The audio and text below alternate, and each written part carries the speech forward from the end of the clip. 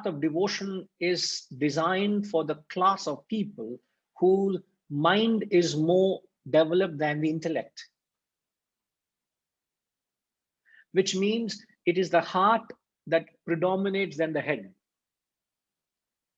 When you say heart is more predominant than the head, these are the type of people who are very emotional.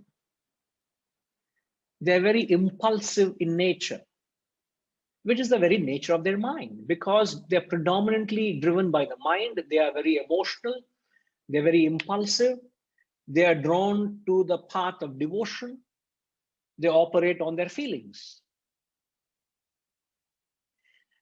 And because of the predominance of the mind, the proportion of the intellect is less. They are very less rational. They don't have the inquiry of an intellectual person. They are not into the path of contemplation. As you have noted, a jnani conceives a formless reality, is able to attune into that inquiry of that unknown truth. But a person who is in the path of devotion, he needs a form, he needs an altar. Such people need a personal God to pour out their feelings and emotions. Unlike an intellectual, he doesn't need a form or an altar or an idol. He's able to attune to that consciousness, that formless reality. Now, nothing is superior, nothing is inferior. There are three distinct parts.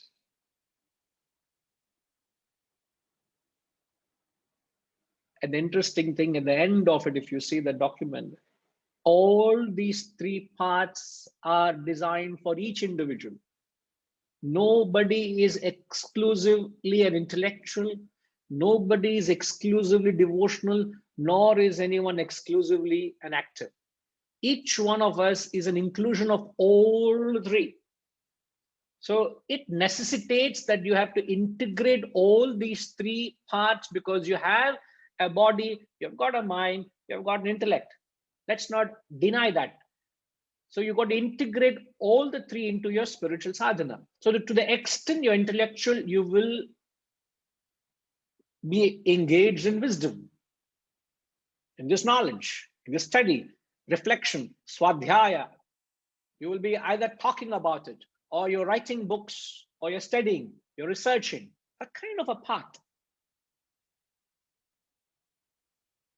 Setuji, if I can ask you this question, if you were to compare intellectuals and devotional, what is the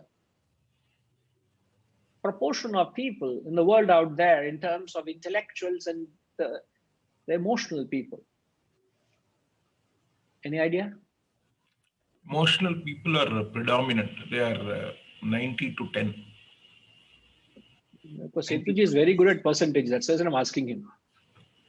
Every time I have any conversation with him, he only talks of percentages, and he's a very good mathematics. So that's the reason I'm getting that additional.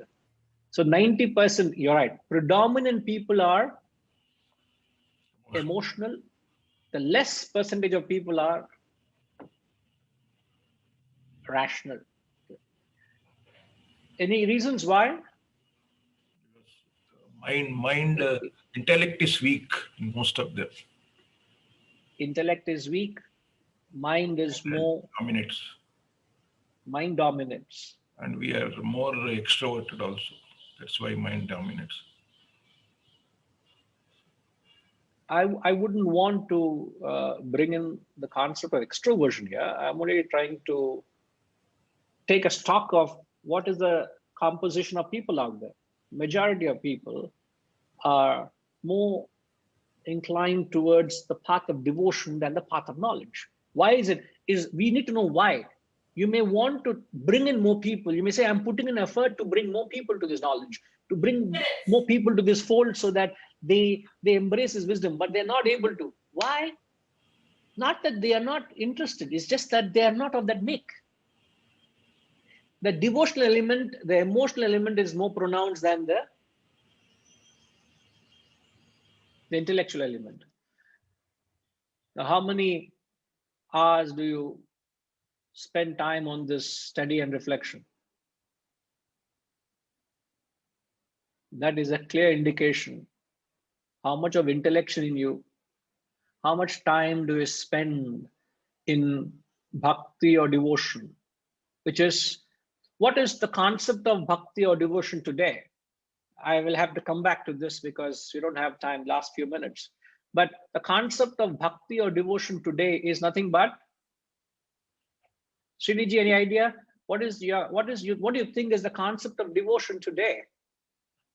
Or bhakti? I think in today's context, I think people may be thinking doing a prayer or going to a temple is seen as that, and which is not really the case, as you are explaining. I think you're trying to explain. Yeah. So people construe or people believe being devoted or having bhakti or devotion is to go to a temple or a place of worship, or to go through the various rituals that demand any of these activities. A lot of faith. In fact, it tantamounts to blind faith. In fact, I would want you all to ponder over it and come back. The next class will begin with this question. So please have answers. I'm giving enough time so that you gather your thoughts, formulate it. Perhaps you can share with us. What is the difference between faith and blind faith? The question I repeat, what is the difference between faith and blind faith? And today, in bhakti or devotion today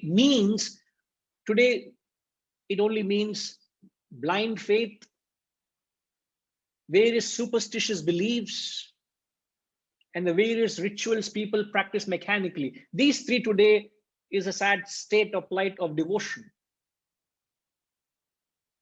Last week, there was a question that was posted. We couldn't answer because just we concluded.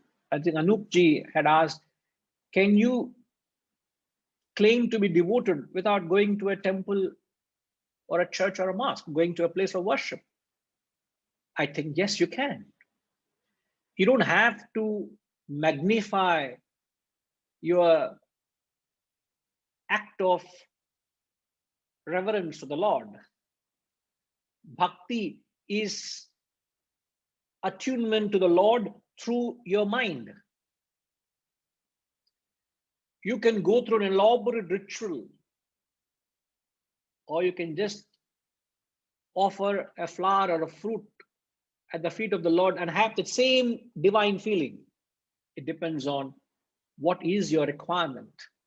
So you don't have to do because others do it, and just because you don't do it doesn't mean your devotion is any less.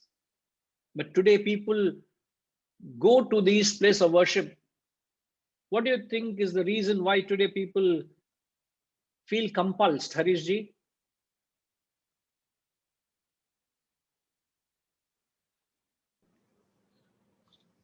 Basically, you cling to all this because of you realize there is a void and you wrongly feel that this is the solution. No, I'm asking why people go to place of worship. We're not talking a void here. Why do people feel, why do they go? Because they have not truly realized that the ultimate is within them. So they go outside. Sir, I'm not questioning that the journey one takes to a temple. We're not saying worshipping idols is wrong. We're not saying that, because the devotional people do that. But many people do it out of, they feel not doing is wrong. Oh, fear of retribution. Fear of retribution. There's a line which comes in the second page. The so-called religious minds are plagued with fear, anxiety, and hopes. These are the things that plague devotion or a devotional mind. That's not the reason why you should go to a place of worship, because there's a fear. What would I be said if I don't do it? Because we have been just imposed from our predecessors, our parents. They just did because it's been said to do it. So a path of devotion is no doubt essential. These are essential practices, but one should understand the deeper significance and import. So today what bhakti tantamounts to is blind faith, mechanical rituals, and superstition, which is not what a true bhakti or devotion is. Bhakti or devotion is far more than that. It's truly enriching, it's truly touching. To have no feeling is like to be a piece of wood or stone. You got to have that feeling. But when that feeling, where you have for your near and dear or whoever you love, when that feeling is directed to God, is what is devotion. I can have a feeling for you. We can have feeling for each other. But that same feeling, when it's directed to the higher, it becomes devotion. And you ought to have that right, pure feeling. I can't have a feeling of selfishness. I got to have a pure love when we feel for each other. Sadly, today, in the name of devotion, we are adulterating that emotion for love for God. We are abusing that emotion for God.